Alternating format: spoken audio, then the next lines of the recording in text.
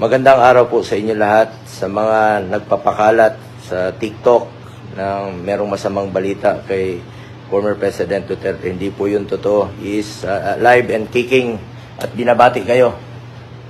Mga kababayan ko, kumusta kayong lahat?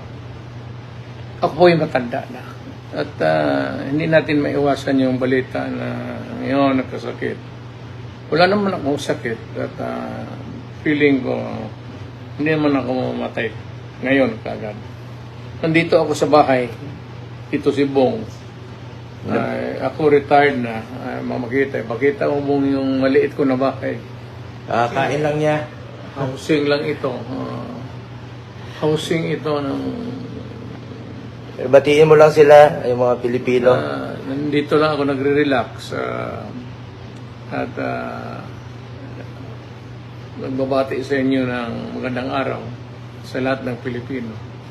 Hindi po totoo yung nagpapakalat. Huwag kayong magpapakalat ng masamang balita. Alive and kicking. Siyempre, may edad na po si dating Pangulong Duterte. Kahit papano. May konting sakit, pero at his age, he's very healthy. Alam mo, matanda na ako.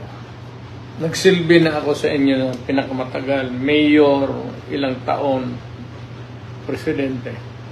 Huwag kayong magtaka kung mamamatay ako. Mas mabuti pang magtanong